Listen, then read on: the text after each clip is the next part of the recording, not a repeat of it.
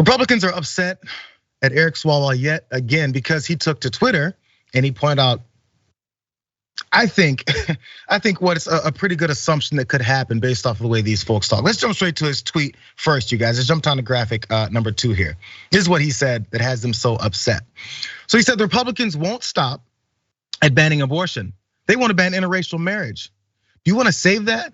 Well, then you should probably vote. So this ended up being a tweet about voting in order to change the situation, or at least to fight back, rather than what maybe Congress can do to protect people's rights because they've already been elected. Voting already happened, Eric. Okay, but I see his point. I'm not gonna get too hard, go too hard on him there. So he did get some response from other tweeters. Wesley Hunt said, "Hi, Eric. My name is Wesley Hunt. I'm a Republican nominee in a congressional district that is 70% white. I'm black, and I'm in an interracial marriage, and my wife and I have 2 biracial daughters. Republicans are celebrating diversity while white liberals like yourself race bait." I'm waiting for his example of this celebration of diversity from Republicans based off of who he is. That's your family life. I'm happy for you. I'm not sure what that has to do with anything, but there was someone who might illustrate this point. Let's jump back up to this first shot, you guys, because there's someone that Eric Swalwell was probably thinking about when he pointed this out. Watch this.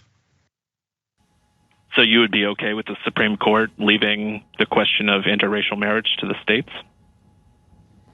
Yes, I think that that's something that if you're not wanting the Supreme Court to weigh in on issues like that, you're not going to be able to have your cake and eat it too. I think that's hypocritical.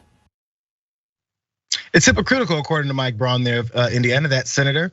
He was talking about how maybe if the states want to do it, because that's all this will do. We pointed this out yesterday with this overturning of Roe v. Wade. It hands the power back to states, which we've already got 13 of them or so that are already prepared and have legislation prepared to come into law as soon as something like this would happen, that would ban abortions at any level, no exceptions in some of these states.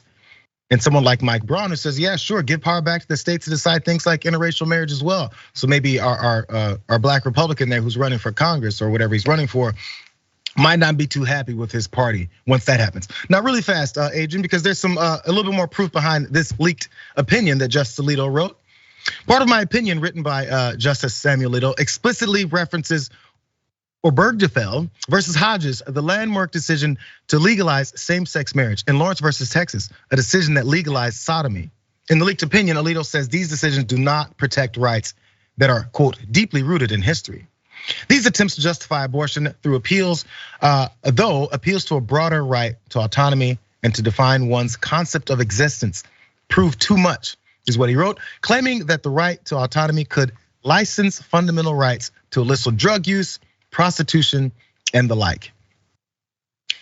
It can spread further, and people have talked about this because there's some legal precedent, there's a legal approach to this that they could take this to the next level in many states, in whatever state they feel like it, Adrian.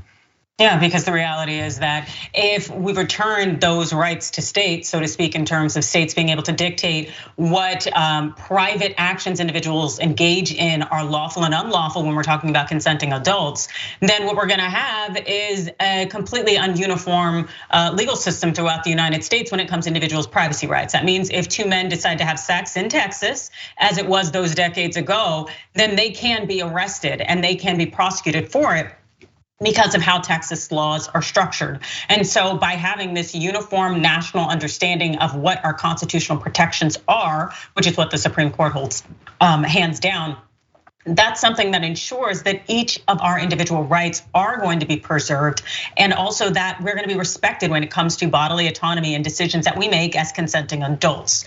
And taking that away from individuals by attacking these opinions, that tells you where Alito is going when it comes to LGBTQ plus rights, and that he wants us to regress as a society and allow states to condemn this quote unquote behavior, quote unquote lifestyle, and all these other conservative outlooks that really reflect homophobia, transphobia, and phobia of anything that's not white Christian male, cis and hetero.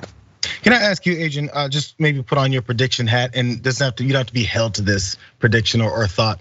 Is there any percentage of what many folks who are looking to protect women's rights in the country, is there a 1% level of overreaction to this? Is it overreacting to say that they're gonna come for gay marriage next, interracial marriage, contraception, things like that? No, it's not an overreaction at all. We already just said whatever years ago, oh, this is a setup because they're going to attack Roe v. Wade. There's a reason that when the Senate questions and interrogates potential Supreme Court justices, they ask about these cases because they know there's still somewhat of a divide in our nation, even if it's in this case with abortion, 70% of people thinking that abortion should be accessible as opposed to that 30% that's small and narrow. There's still that divide there. And when we have Christian evangelical cis white hetero individuals calling the shots and in positions of power, they're gonna try to seat people up in the Supreme Court who will create avenues to reverse the precedent and completely unearth everything that has been established in our country that moves us forward. We are moving backward, and we will continue to move backward to meet this agenda. And we have to stop it now, otherwise there's gonna be no turning back. We're already there now. I mean, we've seen them preach about it. They tell us their plans, and when they carry them out, we go, oh my God, I can't believe they did it. The way Susan Collins is surprised as of yesterday, and Lisa Murkowski. I can't believe they lied to me. What's the point of these hearings when we have Supreme Court justices come in and lie for days on end to the people who are confirming them? If as soon as they go there, they go back on what they said. I've never really cared about these proceedings because, especially when they've been appointed specifically, as Donald Trump said, appointing people on the court, and Mitch McConnell was approving of, that would do something like this. That was their plan, and for some reason we just wouldn't believe them.